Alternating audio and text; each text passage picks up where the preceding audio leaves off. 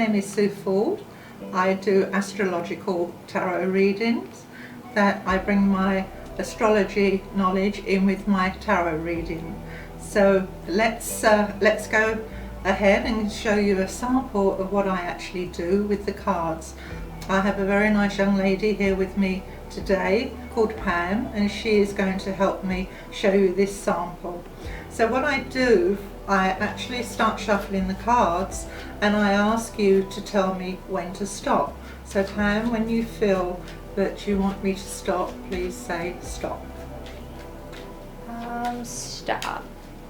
Okay, so each house of the deck has a certain meaning to it. The first house represents our energies that are around us. The second house is a monetary. The third house is our communication. The fourth is our foundation. The fifth is our love that we give and love that we receive. The sixth house is our career, and also it's monetary. The seventh is our relationships, and it's also a mirror image of who you are from that first card. The eighth house is where we actually, it's the phoenix rising out of the ashes, where we change and we have a new sort of thought and plan to go forward.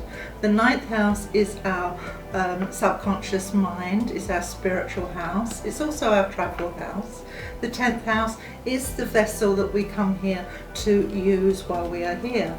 The 11th house is large organisation, church, religion, community, humanity. And the 12th house represents a sort of where we have our comfort zone. So I've laid these out. This is a lot faster than I would do in a normal reading. So in the first house, I'm going to sort of settle with the first card, but I'm going to ask Pam, because this is a real quick version of it, to tell me again what I am going to stop at.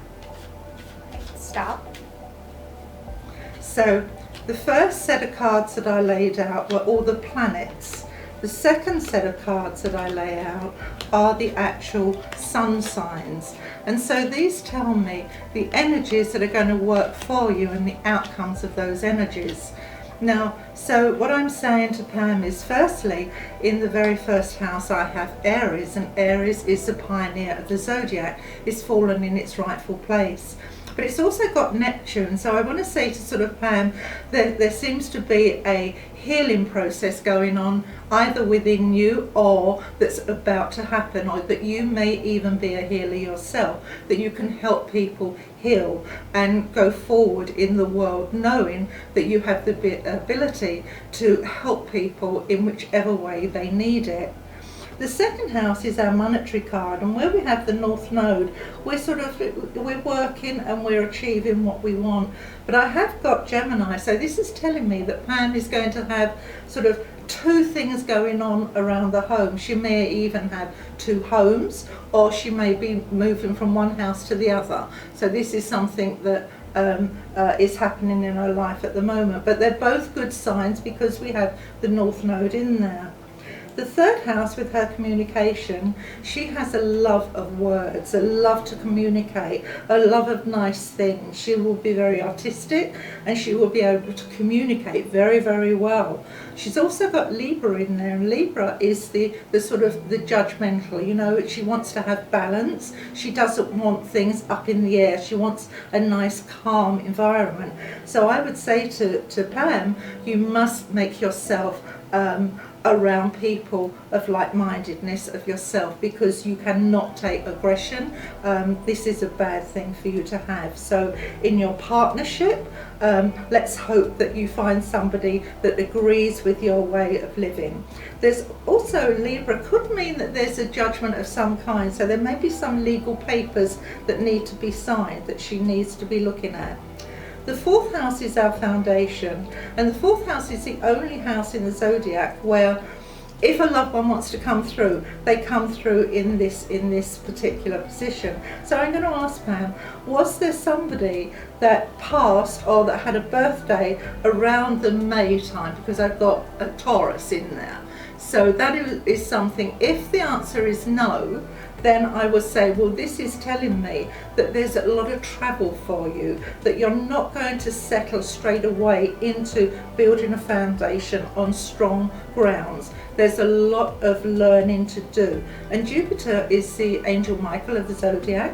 It's where our luck falls. So I want to say that there's a lot of things that's going to be happening for you that you're going to be experiencing, that maybe a travel of the mind or the travel physically. But you have got Taurus there, so you are a bit of a stubborn personality that puts her roots down. And that maybe is what you're wanting to do. But at the moment, there's a lot more learning and commitments for you to make before you make that sort of final decision on a second, maybe moving out from one place to another. The 5th house is the love that we give and the love that we receive. It's also from your parents, your siblings.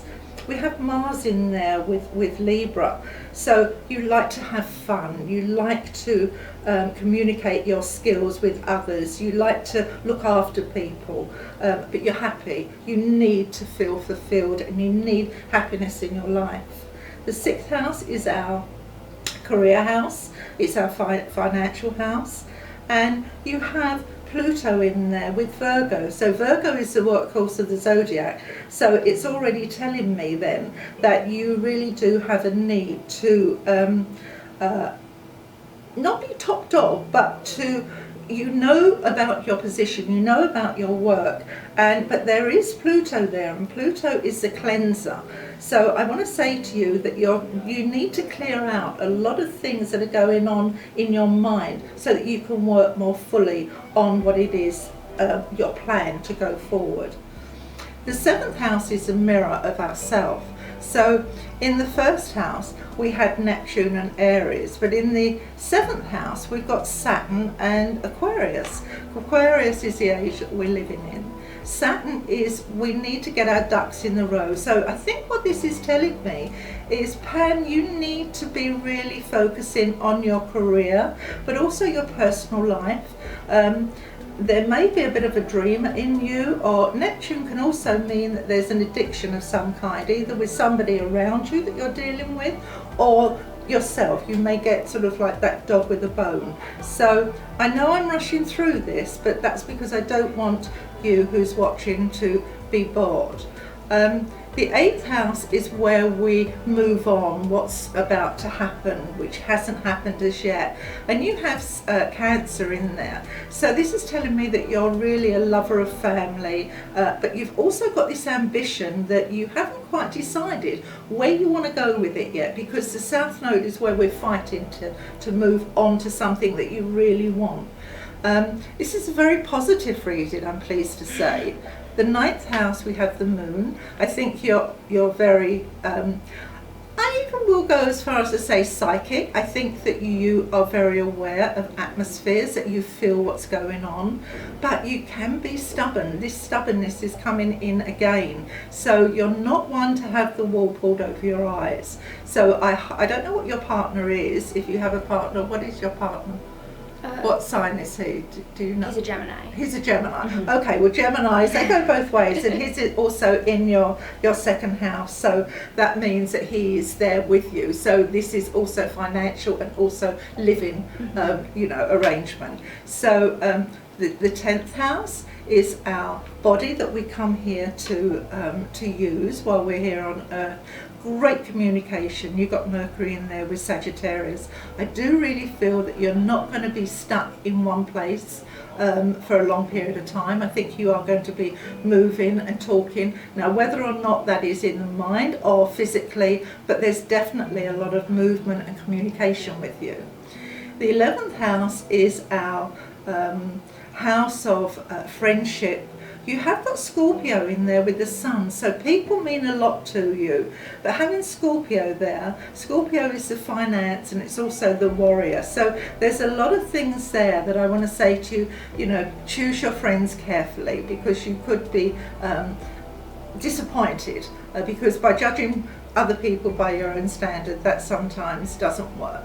And then in the 12th house, where we can imprison ourselves, you have in fact Pisces, when Pisces belongs in the 12th house with Uranus, who belongs in the 11th house. So again, this is a very spiritual reading, but it's a very positive reading. So I cut this down really quickly. Obviously I will be asking a lot more questions of whoever I'm reading for, but I do sessions of 30 minutes, 45 minutes and 60 minutes. You can use PayPal for paying, you can use Skype, FaceTime and WhatsApp. There's quite a few ways of getting to me, so there's a lot more that I could say, but this is just an example of what I do. Thank you so much for watching. God bless you, and I hope to meet you one day.